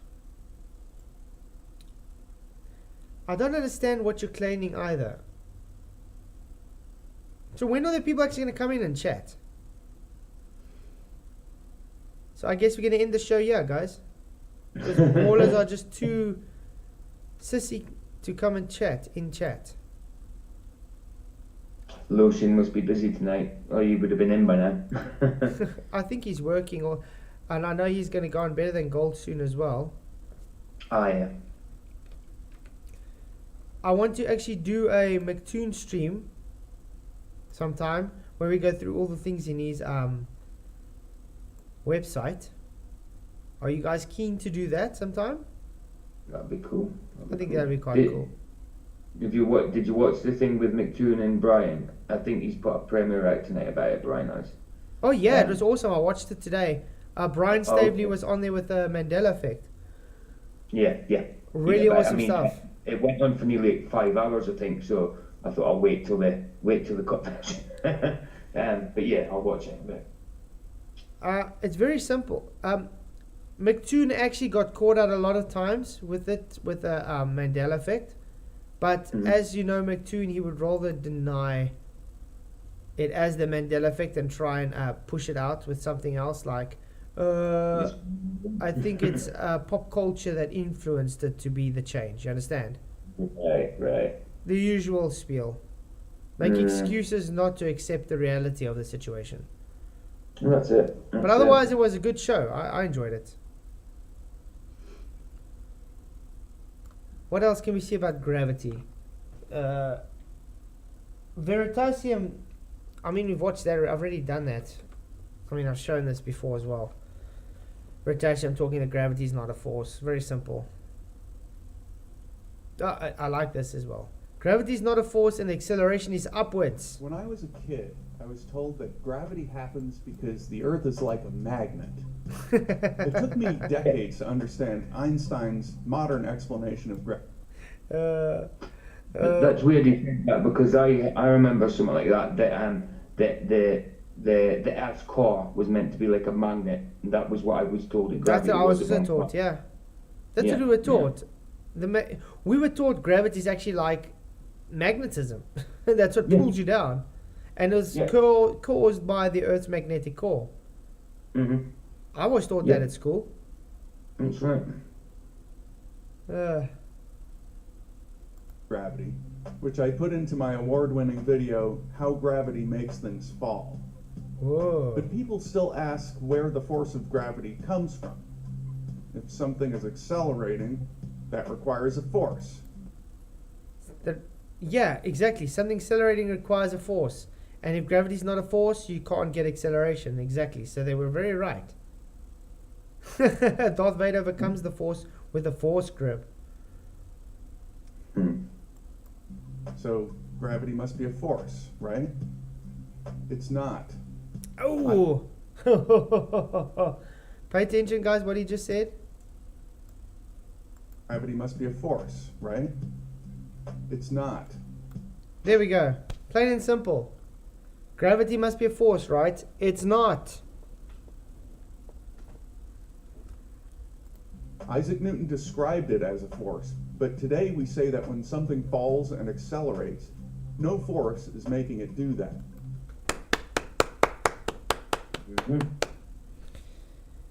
Thank you. This guy is A on point with your guys' globe rhetoric. Thank you very much.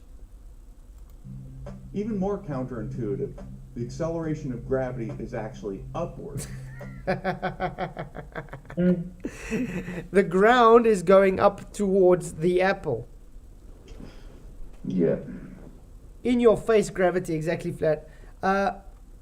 So if the ground is going up towards you, you can't claim things falling. Do you guys know that? So there's no downward bias, as you love to call it. Because everything's standing still, the ground is moving upwards. So it's more like an upward bias then, according to your logic. Correct? Mm-hmm. So we don't have a downward bias, we're saying it's an upward bias. So the downward bias would be like helium balloons. Because they're going up. It's He's not doing it downward. from their elbows. First, consider a situation where there is no gravity. Things move about freely, with no forces being applied to them. In physics, this kind of motion is called inertial. Whoa, wow. Inertia, guys. Now that what they're saying, gravity takes away inertia if it's in free. If you take gravity away. Ugh. Please just pay attention, guys. This guy's literally teaching you how you're supposed to be modeling your gravity today. Things are moving or not moving by way of their own inertia only. Only. If we're Only observing inertia. something while we ourselves are moving about inertially, we say that we are in an inertial frame of reference. Ooh. Yeah. We in the inertial frame of reference, the apple would be in the non-inertial frame. Just like when you have to explain Coriolis effect. 2 reference frames, people. Objects moving inertially, as measured in an inertial reference frame, travel at a constant velocity. Nothing is accelerating. Ah. This is captured in Newton's first law of motion. There's no way to define what's moving and what isn't. All motion is relative. And if we want to say that an object is at rest, we have to specify that it's at rest relative to some reference frame. Yeah. So like if I'm sitting on my couch, I'm at rest relative to my couch. Just like my couch is at rest relative to the ground. Because nothing's moving. Yeah. But the Globies would say, oh no, actually you are all accelerating upwards. The couch, me, the ground. Even though you can't see it, you're accelerating upwards. That's how rubbish and idiotic this belief system is. Goes against everything you observe in reality.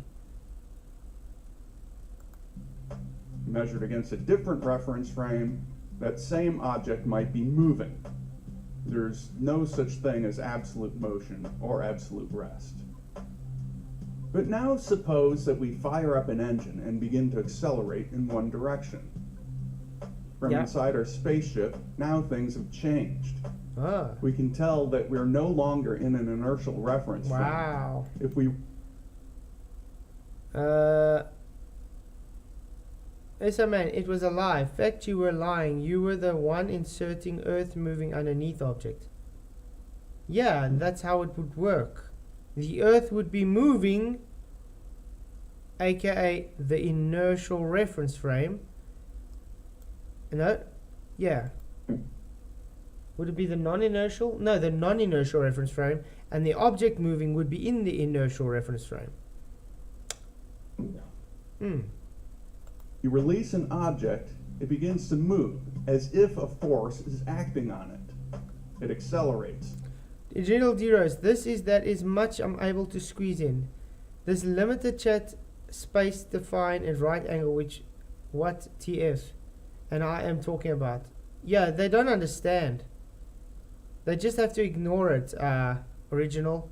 That's why I say just ignore these trolls, because they will never get that to have their zenith angles, they require a 90 degree. That's what a zenith is. It's a literal 90 degree angle on a baseline of 0 degrees, aka azimuth angle, horizontal. So you got a vertical perpendicular to a horizontal, aka zenith to a azimuth, which is 90 to a 0. Finish and clear. There's no going two ways about it. It's a horizontal baseline. If they go against that, they are literally just stupid. There's no other words for it. But no such force actually exists. The object is just floating freely, and the spaceship is speeding up around it. Get it?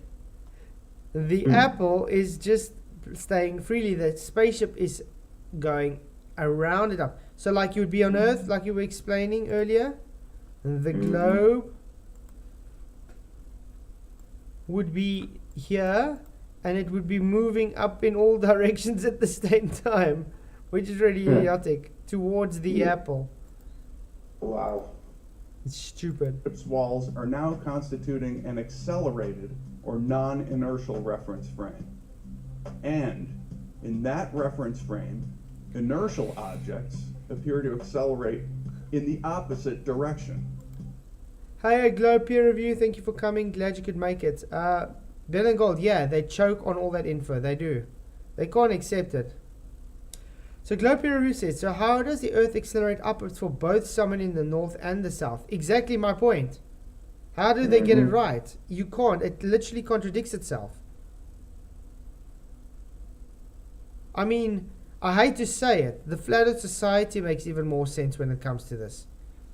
Because at least, yeah, wow. I mean, look at this. It's their flat flying pancake pizza rubbish accelerating upwards. Correct?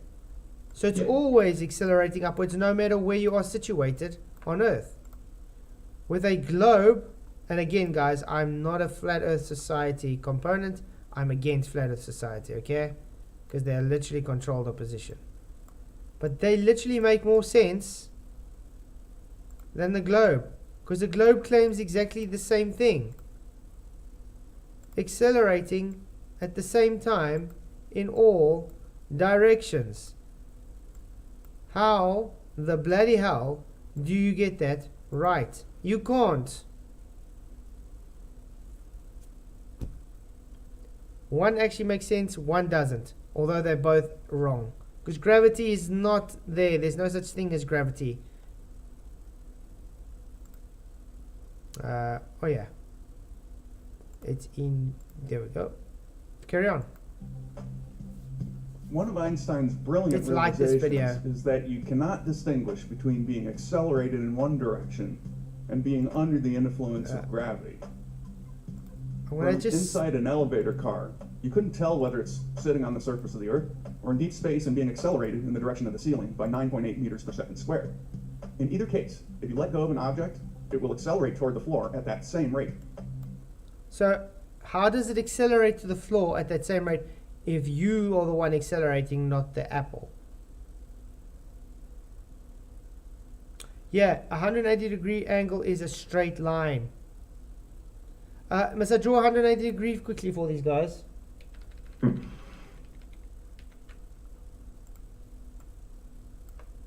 0 degrees, 90. 180 degrees. It's a long flat line. 0, 180. Get it? Anything from the vertex this way, 0, 180. Horizontal line. Let's draw 90. 90 degree. There we go.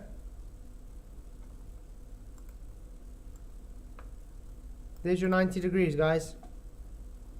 So, what's an internal sum of a right angle triangle? 180 degrees. Simple stuff. 1, 1, and 1, as they like to say. Yep. Yeah, 180 degrees equals curve in Narnia. That's exactly what they're saying. Hey, Sakwash, thank you for coming. Glad you could make it. Hey, Flatsword, are you in South Africa? I was thinking about being a hunting guide there. Do you have any advice? Yes, I'm in South Africa. The thing is, you can come do it for sure, but there's a lot of people that do it, so you'll have a lot of competition, unfortunately, and a lot of people that do it have contracts and know the people on a personal level usually, so it's quite difficult to get in here to do it. But if you do find someone that's willing to tell you on, I would definitely advise it, because it pays well. Not that it's a easy job, as you know. Just you'll have a lot of competition. Okay, let's carry on. But from the perspective of the object, that is, in its inertial reference frame, the elevator car appears to be accelerating, ceilingward. Einstein realized that rather than gravity being a force acting at a distance that accelerates freely moving objects downward, we have to say that instead, gravity puts us in a non-inertial accelerated reference frame. That was an endless incoherent statement. Exactly, Lumpy. And we have to say that the surface is what's being accelerated, upward. But why? What's special Yeah, but why? What's so special about it? about inertial reference frames? It's because inertial reference frames are where the laws of mechanics take their simplest form. No external influences need to be taken into account. So, when you were sitting in a chair, you were quite literally being accelerated upward. Let's listen to that again. Oh, I love when I talk about this. Quite literally being accelerated upward. Wait, one more time. Sitting in a chair, you were quite literally being accelerated upward. Hey, Vape and Shred, good to see you, mate. Thank you for coming. Yeah, theoretical physics is just a scientific name for bullshit artist. I 100% agree. But you might be saying acceleration is a change in velocity, and we aren't speeding up. But speeding up along a straight line is only the most familiar form of acceleration. If you swing a ball in a circular manner, you're constantly accelerating it toward the center of the circle, even if it isn't speeding up or going anywhere in particular. If you let go, the ball gets flung off, and it begins traveling inertially. Yeah, that flung off, which was caused by a fictitious force, which was caused by an actual force. So I'm still asking, remember I asked in the beginning, can one glober show me any fictitious forces that are not attributed to having a physical force in the beginning? Because you require actual force to create a fictitious force. When you remove that real force, the ball goes from being accelerated to moving inertially. Similarly, when we're standing on the Earth, the ground is pushing us up with a real force. And if that force is removed, our body goes from being accelerated to moving inertially. And then in that now inertial reference frame, we see the Earth accelerating upwards. Okay, this is good. We see the Earth accelerating upwards. Oh, one more time. This is funny. I have to keep playing it. Frame, we see the Earth accelerating upwards. And you know where Einstein got this idea? I think he dreamt it of a guy being pushed off of a balcony or a building or something. And Wow. yeah, and then he had the thought of the guy wasn't falling, the ground was going up to him. So he dreamt of pushing someone off of a building or a guy falling off a building or something. And that's how he came up with this theory. Easy, innit? Doesn't Goes that, to show what they think is fantasy. but I mean, doesn't that tell you the character of the guy? Yeah, absolutely. It's crazy. Mm-hmm. Whether it's speeding up But or then again, he did marry his cousin, so Well, if he was so clever as he made out to be, he wouldn't marry his cousin, because you know what happens to inbreeding. absolutely. Mm-hmm. along a straight line, changing direction towards He used mushrooms often. Yeah. center of rotation, or being pushed upward by a massive planet. Any deviation from inertial motion is a real acceleration. And real acceleration requires a real force. In fact, when you step on a scale, you aren't directly measuring your mass. measuring the force required to accelerate you out of your inertial path toward the center of the Earth. So they're saying what you're measuring is not you being putting a force on the scale. It's the ground pushing up towards you. Yeah. Wow. So the ground pushes at a different value to each person with different mass. Yeah, it's crazy. It's absolutely nuts. Wow. Parrot tastes better, QNF. Yeah. It tastes like chicken. But thanks to another one of Newton's laws, that force is proportional to your mass. A scale wouldn't measure your weight in deep space. Unless No, a scale doesn't measure weight first of all. It doesn't. It measures the pressure pushed on the load cell, not weight. your ship happens to be accelerating at 9.8 meters per second squared. Thank you very much. So that was quite interesting. But I think even I see this is, I think Veritasium also shows in here whether the Earth is accelerating outwards at the same time. If you read Melissa's message, hello sweet people, I am horny. That's really nice. I'm glad you are. Anyone here live Spikanese in Holland? No, it's not me. I'm very far from Holland. But it's good to see you, Melissa. Thank you for coming. Glad you could make it. I gotta quickly get. Oh wait, I gotta show this part. This is great. Okay. Pay attention, Globies. Oh, sorry, it's still music. Okay, music up. According to the general theory of relativity, gravity is not a force. There are no gravitational fields. Gravity is kind of an illusion. There we go. That's about the end of the debate, guys. He literally keeps saying it. Why do we keep getting things up and up? He's just going to say it when they're falling. Let's go. What made Einstein so happy about this wasn't Schadenfreude. It was the realization that this man, while he was falling, wouldn't feel his own weight. He would be... Let's do this again. Listen to what he says. What made Einstein so happy about this of his life was imagining a man falling off the roof of a house. What made Einstein so happy about this wasn't Schadenfreude. It was the realization that this man, while he was falling, wouldn't feel his own weight. He would be weightless. And any... Weird. So, instead of feeling sorry for the guy by falling off a roof and falling to his death, he literally liked it because the guy would feel weightlessness. That's kind of a psychopathic way of thinking. It's not very human-like, I would say. Anything he dropped on his way down, well, it would remain stationary relative to him, or moving in uniform motion. The whole situation would be just like if you were in deep space, not near... Okay, I want to get to where he's explaining with the globe accelerating outwards. Yeah, that Melissa's just a troll, I think.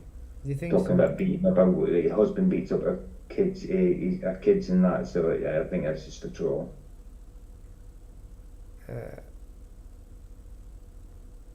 Yeah, you never know with the people that come on these days, unfortunately. I'm trying to see where he shows the Earth rotating outwards all the time. I know it's on his clipboard while he's drawing. Come on, draw it for a show. I think it is. Let's just go here quickly. You are accelerating, and there is no gravitational field. Gravitational fields do not exist. Gravitational fields do not exist, guys. Do you get what he just said? Now, I know that sounds crazy, but come with me for a minute. Gravitational fields do not exist. Okay. This is you. In Yeah. standard Newtonian physics, we draw your weight force, the force of gravity pushing you down, and Yeah, which is the normal false. force from the floor pushing you up. We say these forces are equal and opposite, so there's no net force on you, so you are not accelerating. Yeah. Nothing's happening. Congratulations. Simple as that. But in general relativity, gravity is not a force. You have no weight, so the only force on you are these normal forces pushing you up. So you are accelerating upwards, but I'm Yeah, accelerating upwards. So if you're sitting down on your couch, are you accelerating upwards? That's according to general relativity. Yes, you are. not moving up. Relative to what? I mean, relative to the flip chart and the floor and basically everything in this room. But all of those things are in your frame of reference, which you know is not inertial. Relative to everything in my rocket ship, I'm not accelerating. Yep. What Just you relative. need, if you really want to measure your acceleration, is someone in an inertial frame of reference, like the guy who fell off the roof. And he would see you accelerating up at 9.8 meters per second squared. Oh, I think congratulations. what this shows is that what an acceleration really is it's a deviation from a geodesic. You can't follow a straight line path through space-time because the floor prevents you from doing that. It applies a force upwards on you, so you're accelerating up. Yeah, accelerate. Don't they see what's so dumb about this? Really, show us the I want to see. I'm sure he does draw the actual. Okay, or not. Maybe it was another video. I thought it was this video. But anyway, guys, you got the gist of it. And we still got no globies in. That's a No. shame. Well, Discord's over. Oh, they must have all converted to flat Earth. I guess so. Yeah, because they're usually knocking the door down to get in. Not. Yeah. If only, huh? Well then I guess we can end the stream.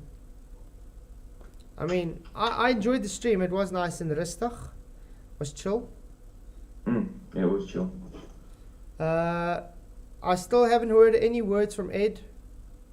I don't know if you guys have, if anybody here knows Ed. He wanted to come and present this week. He hasn't come back to me yet, so hopefully if you're hearing this, Ed, please get back to me so we can present. Will be great. Or if any glober wants to come and present their globe evidence, please please let me know. It would be great to have you on to present anything, guys. And by the way, Lumpy Gas in a Vacuum is coming to present Saturday. It's going to be awesome. Cool. Please do come up because he's got a great presentation lined up for you guys on entropy, and I think you guys are going to love it. Definitely. I just watched the rest of it today. You know, from Sergio's channel. Yeah. It's good. If you guys haven't already, do go and watch Better Than Gold. He was on there presenting. It is definitely worth it. So yeah, Lumpy is awesome. He's really got awesome information. So please do stay tuned. Come in Saturday and let's support him because he does really know the subject really well. So I really am excited about that. And like I said, anybody else, if you guys want to come and present, let me know and we can see what we can organize. Even flat. If you guys want to present anything flat, I mean, you don't need to be a globie. You can be a donut earther, a flat earther. Heck, you can even be flat earth society if you want to present. QNV, is there any better than me? QNV, you must also come set up so you can come and present, mate. Be great to have you on. Anyway, guys, I'm going to say bye-bye. I am actually quite tired because I did work late again tonight. So yeah, I'll see you guys all again tomorrow. Not sure what we're going to be doing tomorrow yet, but I'll think of the topic. But thank you all for coming. You guys are all awesome. Really, really appreciate you. And I'm glad we could all come to the realization that gravity was voted. Gravity, what's that? And yes, it can't decide what it is. So yeah, thanks all for coming. Thank you for the super chats. Please hit that like button and share and subscribe. And let's get this just out to a further audience. Till tomorrow night, blessings and may the pressure be with you. Cheers.